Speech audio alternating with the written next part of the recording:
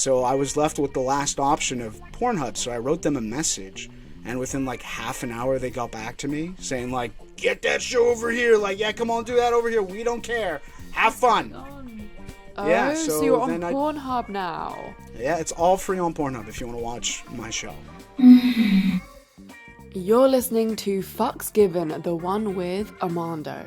Hi, Reed. Hi, Florence. How are you today?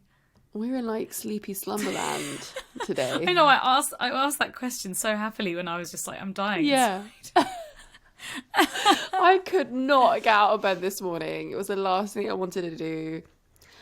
Yeah. So, cue the lullaby music. Oh my goodness. I feel you there. I missed my therapy session this morning. Yeah, but no. My therapist is a legend and she's seeing me tomorrow as a one-off. Oh, nice. That's good. So nice. Yeah. Because I could definitely do with chatting to my therapist. Do you have any exciting updates for us, Florence? I had something that I totally forgot to mention because this happened a few weeks ago now. It happened on the Thanksgiving trip back from Sonoma. I gave a hand job whilst we were driving. Oh shit! Okay, disclaimer alert. Disclaimer: do not do and don't copy me. Yeah, it's literally like one of those like really quick like, do not copy Florence. She is just like really. Like, we do not recommend this. Please don't take us to court. we don't have any. So hot. It was so hot. Yeah, I was thinking about this the other day. It's because I was listening to Only Fire, and they've got a song called ASMR, and in the lyrics are like you drive your car, I drive your dick, I don't care. Yeah, if we fall off a cliff, yeah, I would highly recommend listening to it because it's jokes, but it makes me think about car sex so much. It is so stupid, but it's so hot. Like, what the fuck? We were in like very slow moving traffic at the time. We weren't in traffic, which kind of made it. Well, yeah, it kind of made it hotter because it's like there's people around. That's like Is it called public sex when it's in a car? Because you're kind of like. I was protected. thinking this. Yeah, but you're around people. It must be considered public sex, but the more safer version of public sex. Because it's your car. It's kind of like I think so. I think it counts. Yay! I've done some public sex. Tick that one off the bucket list. Yeah, handjobs are okay because you don't need to take off seatbelts. Blowjobs, on the other hand, do practice caution. Yeah. I'm not going to tell no one to do it because, like, that's hypocritical, but it's hot. He was like, oh, actually, the hand job's so much better because it's less distracting. Yes, yeah. And, okay, so the reason why it's dangerous is because you're basically putting your whole life at risk for somebody else's pleasure. And depending on how much control they have, like, if they're, like, a jerk comer, then they could just move that steering wheel out of control. Like, he could like slam on the brakes. Control of the car, so in control of it. It was fine. He came and it was all good. Oh my God! So how'd you deal with the cleanup? Oh, I just got the napkins out from the Taco Bell we had. Classy bitch. Classy bitch. Classy bitch. Yeah, that sounds good. That sounds. Yeah, but as well as that, I guess I was talking to you on my voice note about like being in a lot of like fear around getting into a relationship and like kind of realizing that I have commitment issues and like, but yeah, it's all fear based. I mean, that's what they haven't gone away. Commitment issues are fear of getting into a relationship. Mm-hmm. So and commitment issues come out. Have those. They come out in like the weirdest ways, especially when you're like, I don't have commitment issues. But then little things that you should be excited for, that you should be excited to do, like saying I love you, like calling yourself boyfriend and girlfriend, or having the exclusive talk, or even just meeting your potential partner's friends and not wanting to do that, or not meeting like potential partner's families, then that is all commitment issues. If you're saying like, oh, I'm not sure, it's a bit too soon, even though it might feel right, if you're saying no, that's commitment issues. It's fucking terrifying. My dude met my mum and uncle yesterday, and the night before, I was freaking out in my head. I was like, do I want to do this? This is really serious. I had to give myself like a really big like talking to, that like meeting someone's parents doesn't mean that like you're gonna get married and like have kids and like all of these things, and like just to relax and be in the moment and not think about the future, because then I start like, I'm like, oh my god, if he meets my parents, this means that like I'm gonna be stuck with this person for the rest of my life, and like, is he the right person to be stuck with the rest of my life? And am I gonna be hurt? Am I gonna hurt them? Like so many fucking unnecessary thoughts. It's just like no one has a crystal ball, no one can predict the future. Why are you allowing yourself to run with this? No, exactly. And you said something really important to me, I think, on my voice note earlier that you sent me, and it was very reassuring, so thank you for that voice note. But you were just reminding me of like the trauma that I had with my ex, and like how big that trauma was. Like there were suicidal thoughts at that time, so it's not surprising that this is fucking scary for me. Yeah, terrifying. It's basically your brain and your body is making you believe you're going to walk straight back into that situation again because of what you've been through. Yeah. And you're not. We're not going to. And the only way to prove to yourself again that it's not going to, patterns don't repeat like that, it will not happen the same way again, is by giving it a go, is by trying it. Yeah. Yeah. So, but it is terrifying. And I'm gonna do that. Yes. And it shouldn't be a big deal. That's the annoying thing. Like, meeting parents shouldn't be a big deal. It should just be like casual meeting friends. Like, back in the day when we lived at our parents' houses, it was so normal to meet parents. It was so normal to meet friends. Why is it such a big fucking deal now? So true. Let's take that away. Yeah. Let's take it away. Let's just like, yeah, man, come round for dinner. It's no biggie. Exactly. Anyway, that's been what's happening over in LA. What has been happening in London, Reed?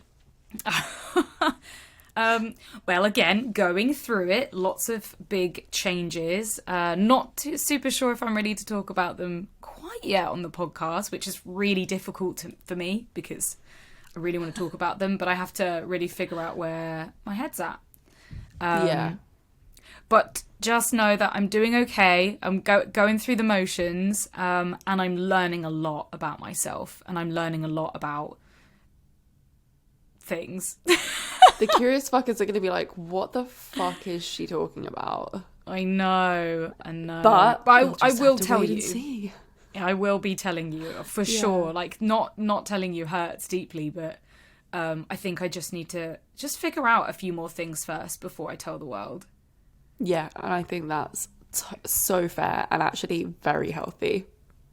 Yeah, doesn't feel it, but you're right. It is healthy. Sometimes you've got to hold back just to be sure. Yeah.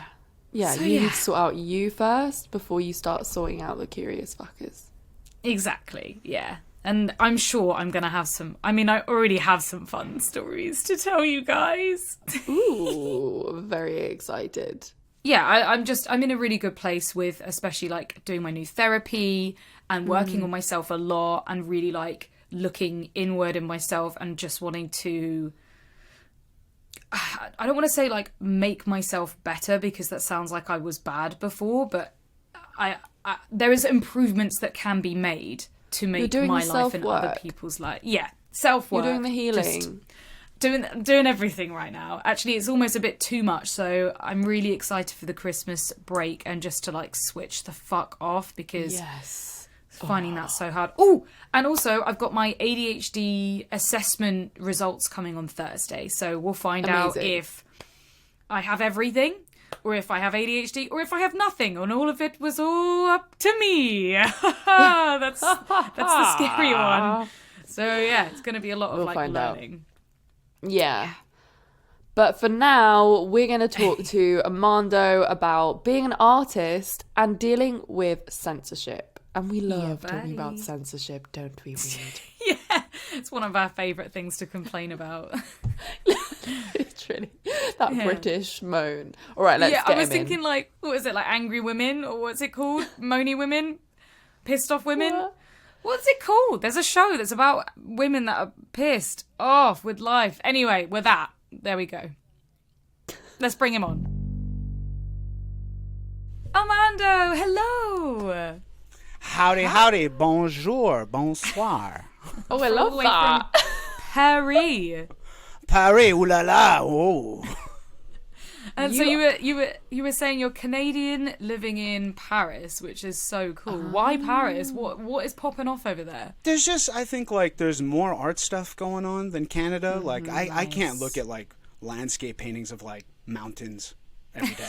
It's just like, you know, like, I love the Canadians, but just like, man, how many times are we going to paint snow? Just like, I get it. Like, great. It's lovely. Well, that's all that's there, though, right? Like mountains and snow. Yeah, there's some other stuff. There's like, oh, summertime, look at the grass. You're like, oh, shit. Oh, fuck. Like, Do you feel like, okay, I know I'm jumping into this, but do you feel Go like for it. there's a whole different, I don't know, like reaction to sex compared from Canada to Paris?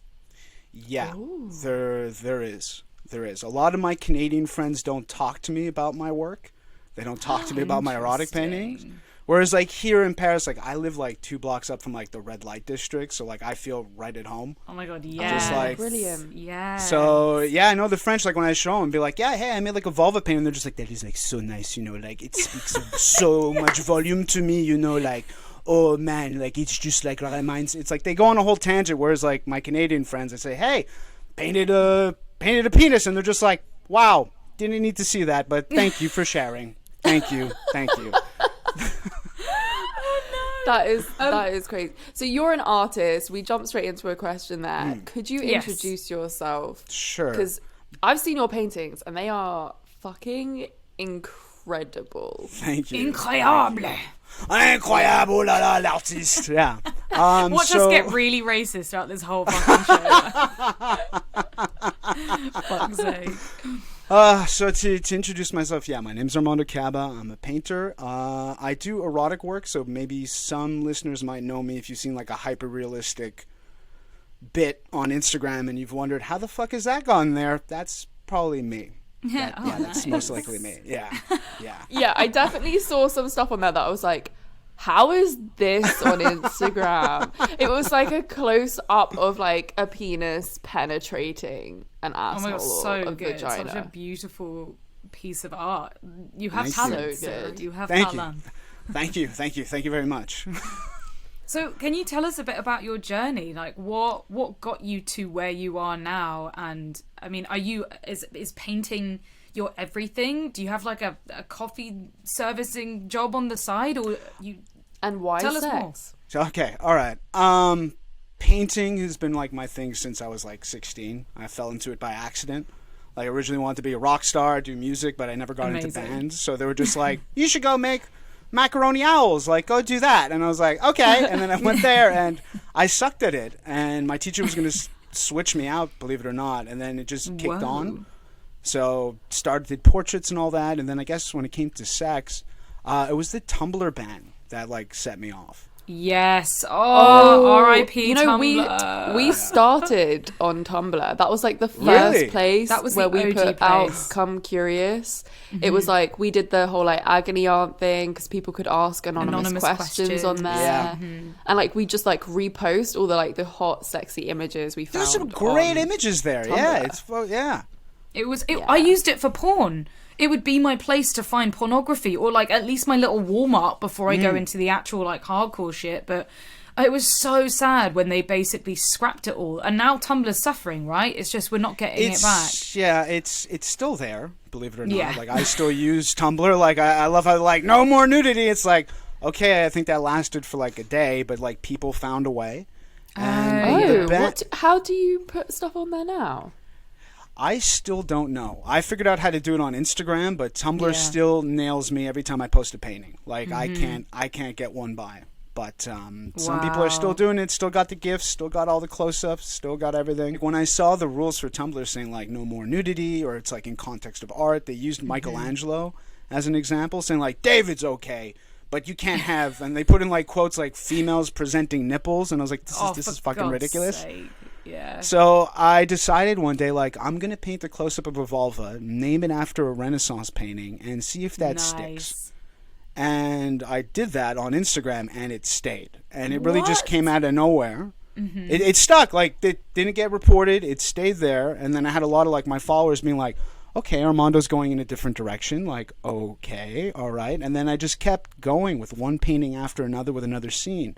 And just naming it things like, The Last Supper or Birth of Venus, stuff like that, using biblical hashtags and stuff like that. And it would just stay. It would stay up. I also think that with Instagram, there's a fine line, because if it's like a selfie or a nude, or even if it's on a stand and you're being sexy, that's less likely to stay than if you are in like a photo shoot and it looks more professional, which I don't think is very fair. There's something very sexual about the selfie. There's something very sexual about the home content that we create. It makes it more porny almost. It's more intimate. It's more like one-on-one. There's less of like, there's no middleman of like production or like the photographer cameraman, there. Yeah, there's no like specific lighting you rented. It's really like in the moment because you felt it. It's like, here we go. Have you had any work on Instagram that has been deleted, or have you always been kind of like working around the system? I've had some deleted, and what's interesting about the ones that get deleted, they're always the ones that have a person of color in it. And interesting. All the ones that are non-hetero scenes get taken down. Yeah. Oh my God, the hidden agenda. Every time. I got reported for 2 paintings, both of, testicles. Of course, one was a white model. That one stayed. I was super surprised when I reviewed it. And then same pose, but using a black model. That one was gone. Like, see you around. Yeah. That's so disappointing. And is it... Because we still don't really know the inner workings of Instagram. Of course, we can speculate and like we feel like we know, but we don't, because Instagram never comes out and says anything. But I do believe a lot of it is down to the stuff that I get removed is because people are sitting there and reporting and waiting for content to report. I also know that like certain people are targeted, especially if you are in the sex worker space, especially if you're in the LGBTQ space, especially if you're a person of color. I feel like people just sit there and target you. And also maybe because you're a man and you create erotic artwork, that's going to piss off a lot of people as well. So it's just like, I know that a lot of bots are there to pick up on whatever, but I don't believe that it's just bots doing it. I do believe that there are people sitting there reporting. Instagram, I think the biggest issue with the censorship is there's no transparency.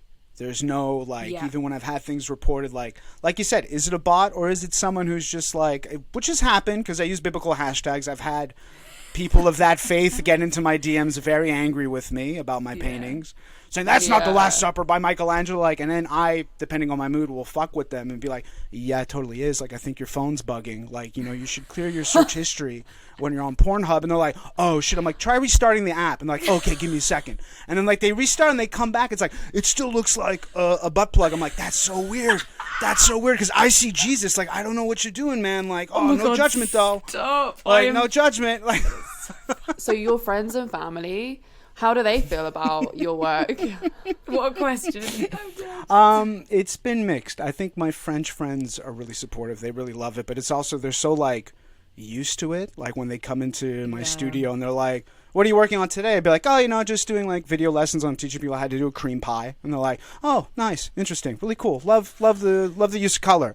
And then I have other people who I found out recently, they actually unfollowed me because they didn't like seeing my work in public. My posting schedule.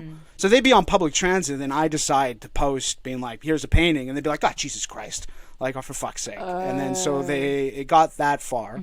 My parents know.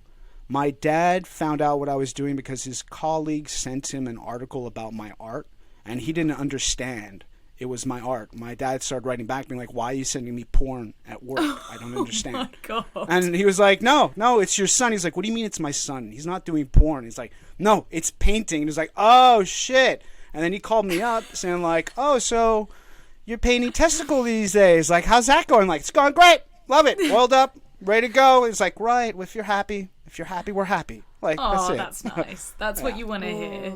What's really interesting about your work is that you're also posting it on OnlyFans, right? I was originally on OnlyFans, and then I moved to Patreon, and then Patreon kicked me off, The shock. which was a whole dance with them. They claimed I was doing straight pornography despite doing my little art show, my Bob Ross erotic show.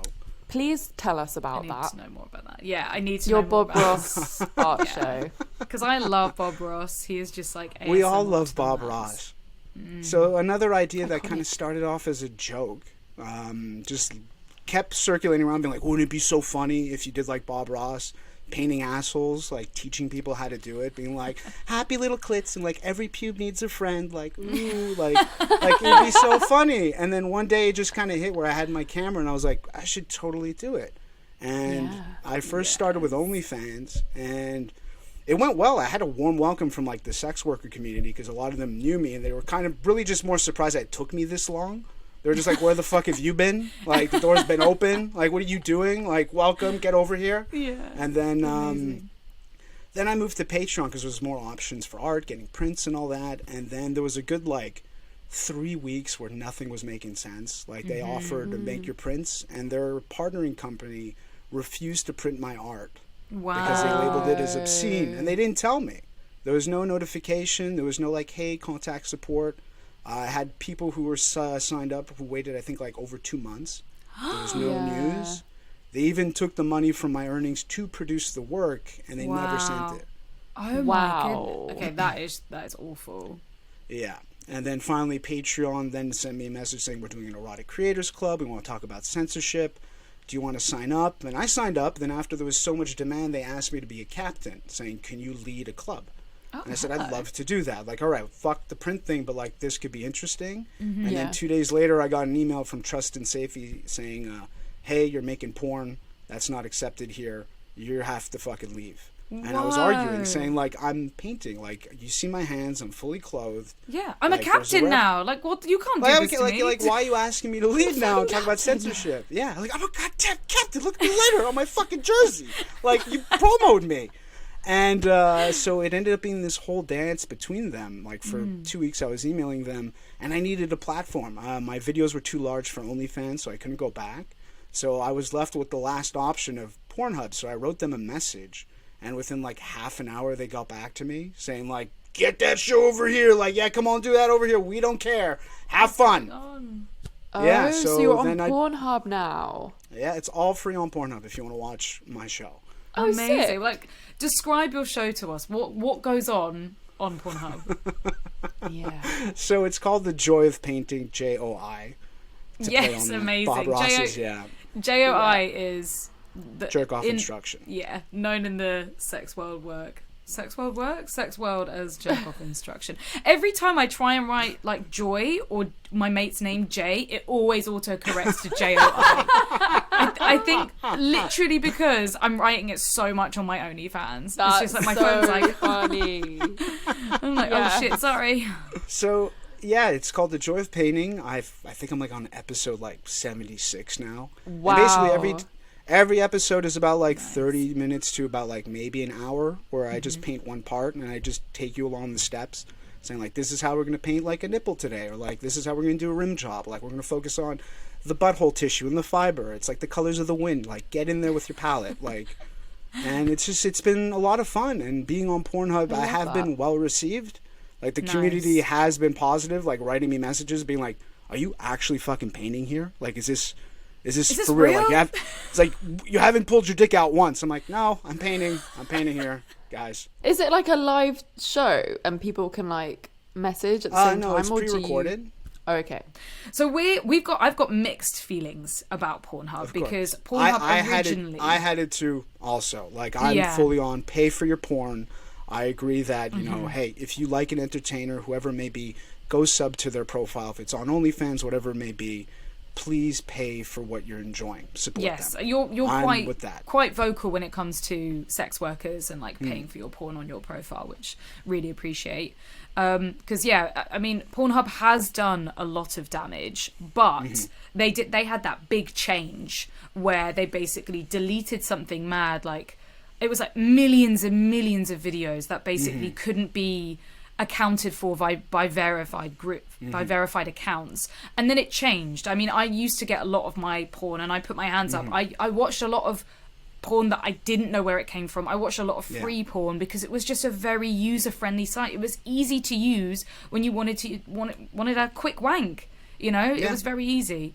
But Pornhub has changed, and in your experience, have you found it to be a sort of nicer, better, friendlier space? Yeah, I've noticed now there's always the ads for the the porn literacy program. They're really pushing that. Amazing. There is a sexual wellness center. I believe they have a podcast now with a proper instructor to talk about relationships and such. What's interesting now, like the moderation is the most strict moderation I've ever encountered. Where when you upload a video, you obviously have to like, apart from being verified, showing that you can like you're alive, you show your ID, you got to send selfies in, mimicking poses, and like move your head around so that they know you're a real person. The video goes through this limbo of vetting where someone has to watch it before it gets posted. Yeah. So I post mine, and I always laugh because someone has to hashtag it for me. And I'm always wondering who the fuck the moderator is, being like, all right, what do we got here today? Like, he's painting.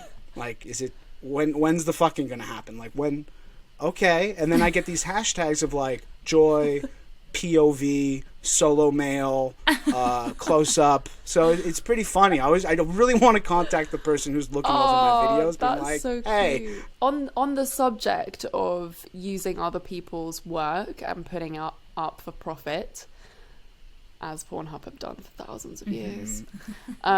What are your thoughts on all this AI art stuff? Because nice this segue. is like obviously a huge trend on social media at the moment. Yeah. But It's like, what is this everywhere. AI actually doing and taking from artists?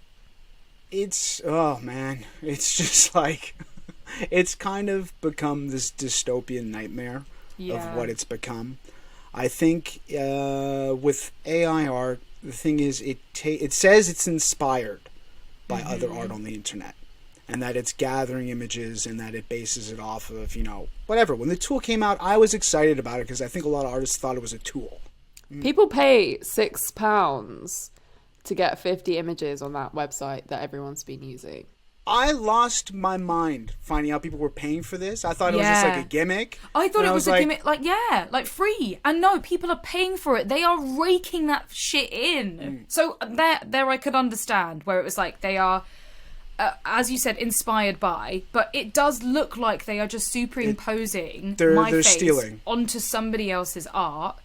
I don't know the logistics, but again, because they're getting money for it, that's where the ethical issue came in. It was they're getting money for it. They didn't ask for the artist's permission to have their work put in. There was one artist, I forget his name, he passed away, and he said, do not feed my art into this algorithm, please. Do not. And they went against his wishes and did it, and the AI produced art that looks so similar to his, like if he was still alive, and they've been selling it. And it's been this whole thing. There's another artist who got cut off mid-contract because I don't know if it was a gallery or whoever the employers were, figured out if we use AI art, it does your job. It's finishing your job. We don't need you anymore. Yeah. We fed it your work, so it's going to auto-complete it for us, like, see you around. Oh my God, that's insane. Yeah. I wonder if this is like almost like the future is coming. I see the future is here. We're going to be getting AI art. I don't know if we can fight this, but it might become like, the change from where we had film camera photos to digital, and that really fucked up a lot of people. Like they were trained in actual analog photography, and then digital came when it was just like, this is different. You can get the same thing. But that's what I'm like, wondering. The artists aren't creating work anymore. But like, yeah. Why do people, apart from just wanting their own face on these images, which makes them look super attractive, like why else Fantasy, are people using AI art? Like, what are there other reasons for it? Like, are people actually going to stop buying artist work? I don't think so. Artists' actual physical work is investment, and there's like a whole business in that side of the industry. It's there's some people who really enjoy art. There's some people now who claim they are artists because they're capable of typing into a prompt.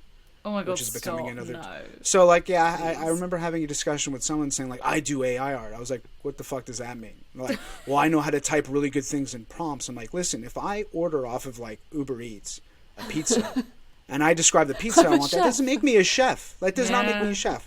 Like, I'm not going to run around saying like I have a Michelin star because I'm so good at Uber. But like, then no. could you argue to be devil's advocate? Could you argue the same for those artists who have taken like a urinal and put that in a gallery and said it's art, and then everyone else has gone, but I could have done that. The very fact that they did it is the fact that it's art, right? That's what I'm finding so interesting about this, because there's a lot of parallels. Well, I love the urinal piece, by the way. I love that. That fucking like cracks me the fuck up every time I see it in the museum. So basically with that piece was to challenge what art could be, because no one ever thought of taking a ready-made object, and that's where the whole idea of like we can take different objects, take them out of context, combine them, remix it, and make it into art. And also was a comment on the art market being like, look at you guys, you'll buy fucking whatever, it's literally a urinal. yeah And everyone's like, oh my god, it's so groundbreaking. It was in France too, so obviously obviously, like, oh la la, oh my god, and like, you know, like just like shattered everyone's brains.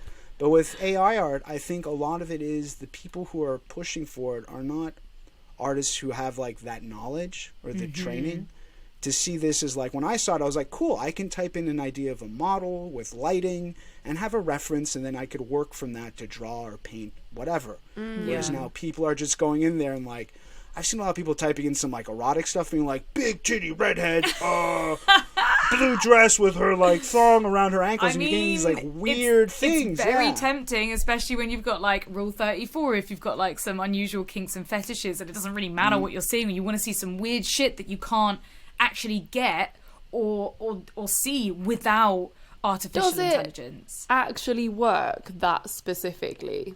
Depends on the platform. It's learning more as time goes on, depending how many things people are feeding into it. Do you feel like your art's going to be stolen? Like, if you put it online? Good question. It's happened where someone tried to repost my erotic art as like their own, and they got their account deleted because they didn't use the hashtag. So I'm not worried about that, because they're like, you forgot to put the Jesus hashtag. But then again... What if you saw your art basically but with someone else's face on it? Oh man, I really would not know how I'd feel.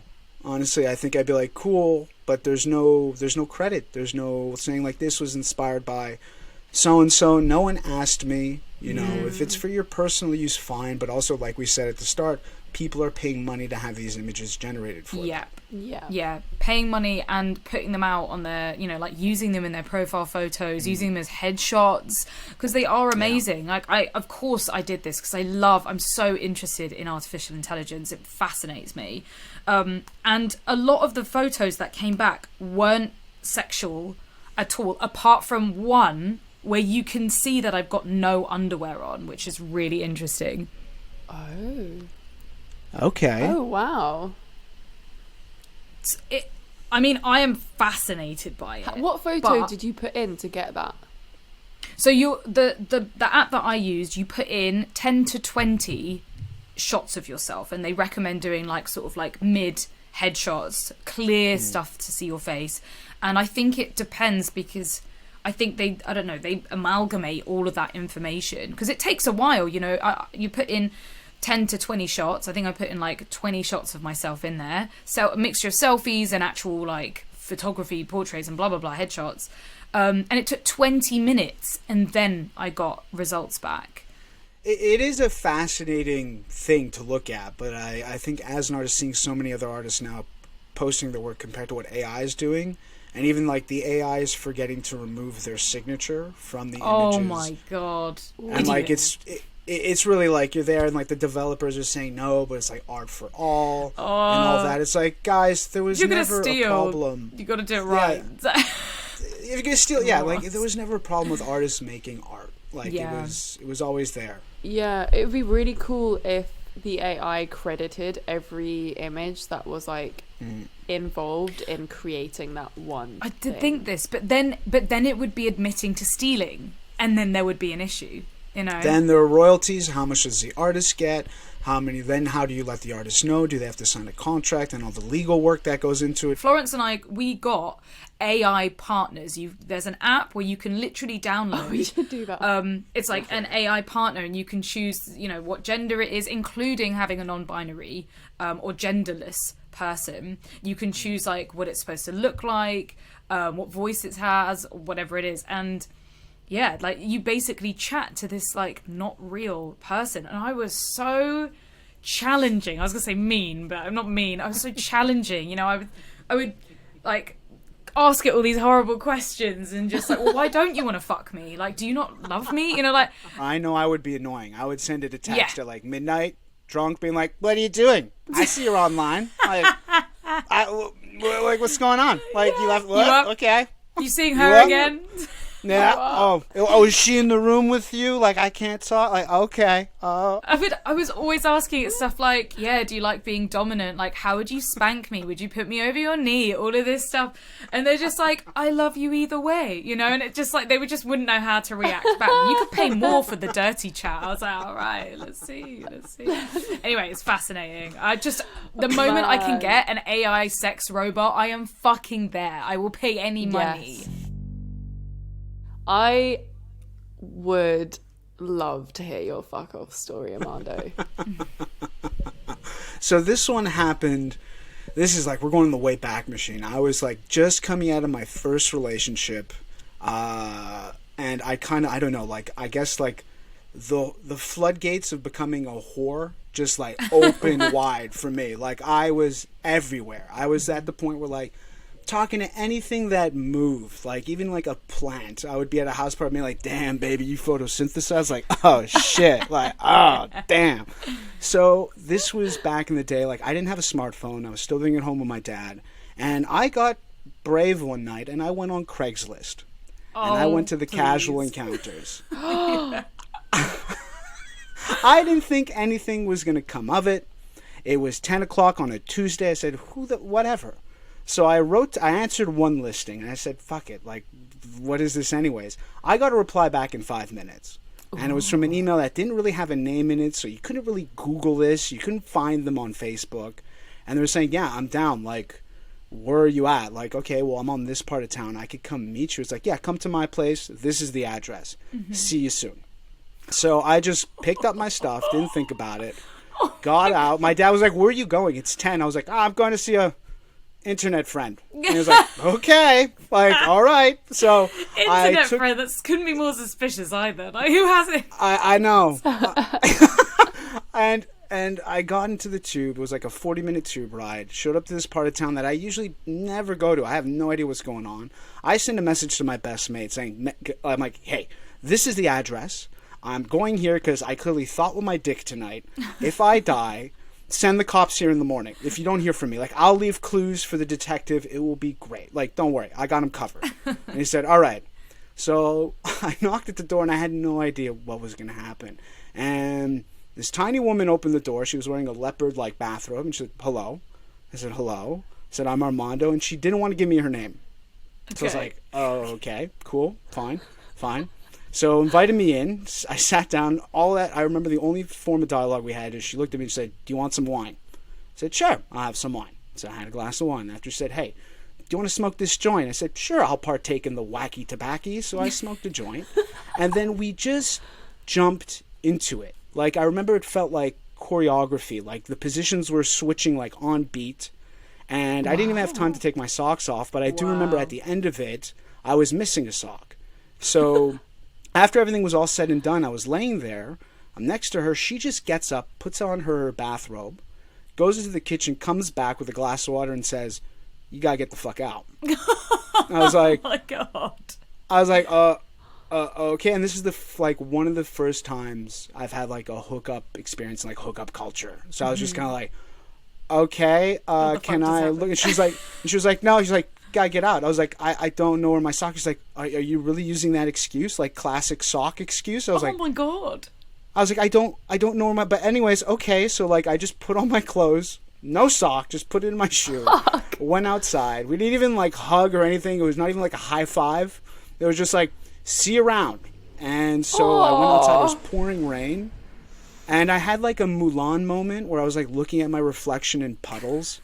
Yeah. And I was like having this existential crisis, being like, who the fuck am I?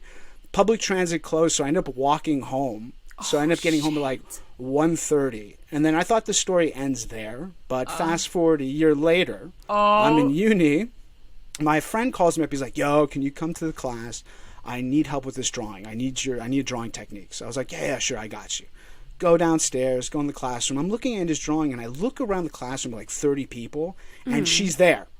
She is there in front, and she looks at me, and we lock eyes, and she does like this Cheshire cat smile. And I was like, oh, shit. And my friend's like, what's wrong, Armando? I was like, all I could say was like, Craigslist. Craig. He's like, Armando, who the fuck is Craig? I was like, Craig, I gotta go. Like, good luck with the charcoal. Like, I gotta get the fuck out of here. Oh, and then my I God. left, and then I went downstairs thinking like, okay, I'm gonna go to the art store. I'm gonna cool off. I'm gonna buy some paint. We're good. And I'm waiting at the art store. The clerk says, hold on, I'll be right back. I'm going to go to the storage room and get what you asked for. I said, sure. It is just me in the art store. She comes in. No. And she stands right behind me. And I see her, and it is the most awkward experience where I was just kind of standing there, like kind of like playing with brushes, being like, ha, woo, and like looked at her, and I said hi, and she said, hi. And I said, yeah. And like she said, how are you? And like before she can even say like nice to see you, I just vomited out like, you have my sock? Like that was it. I was like, and then that's the last time I ever saw her. You have my sock, still holding onto the You sock. have my sock. Oh my That's so God. good. I love the fact that she had like the Cheshire smile, like Cheshire cat, whatever it's Cheshire called. cat, yeah. Yeah. No, it was smile like, on it was her face. freaky. Like I went pale. It's It was weird just- because yeah, she that- was so rude to you after the sex. Why was she so Yeah, happy it's to like, see get you out. again? Like, I don't what- know. I was so It thrown must be a off. power trip. It has to be. Like Yeah, the she whole must have gotten off situation on that was whole like, thing. Yeah. I spoke to my therapist about it and already explained to my therapist who was like 60 years old what a Craigslist casual encounter was. Yeah. And she's like jotting down a bunch of notes, being like, stop talking, Armando. I need to write down a bunch of things here. Like, okay. And then I explained this whole thing about her, and like my therapist hit me with the classic, like, is she in the room with us? Like, are you okay? And I was like, she exists. I was like, fuck me up. Fuck, but hey, yeah. All right. That's Yeah, 'cause incredible. That's such a good I feel story. like that's actually quite a traumatic experience, though. Like being that vulnerable with someone and then just being told to fuck off, you know? Fuck out of like there. get out Yeah. without your sock as well, and then also like humiliated and be like, "Oh, you really gonna use that excuse?" Like, Yeah, I was no, like, you I'm need like, to I'm get not out. like Christ, like I need my sock, like it's winter, like for fuck's sake, like Yeah. man.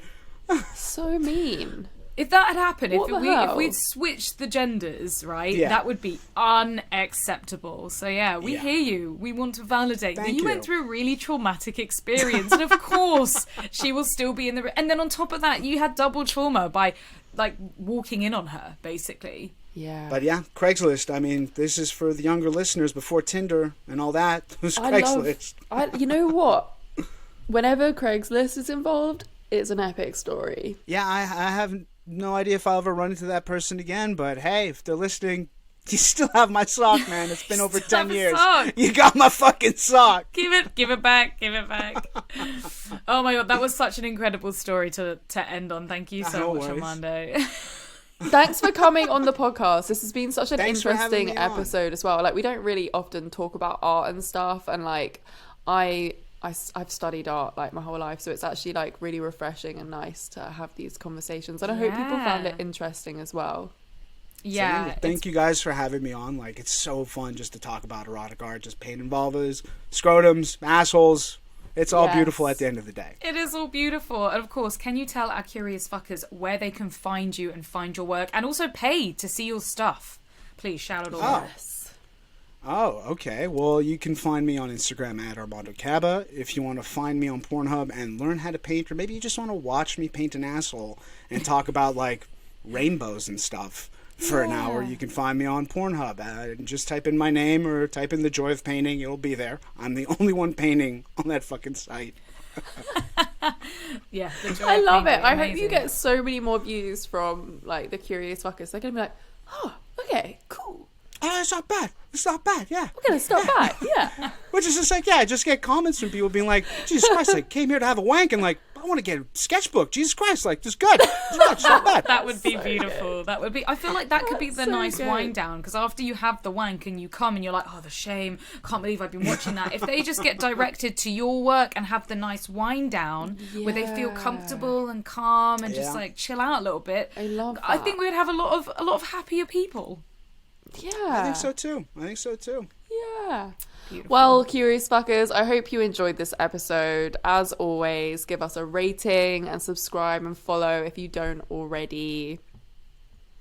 And of course, please follow us on social media. We're there on Instagram at under Come Curious, as well as our personal accounts, Reed Amber X and Florence Bark. And you will see us next Thursday. See you next Thursday, Curious Fuckers. Love you all. Bye. Au revoir.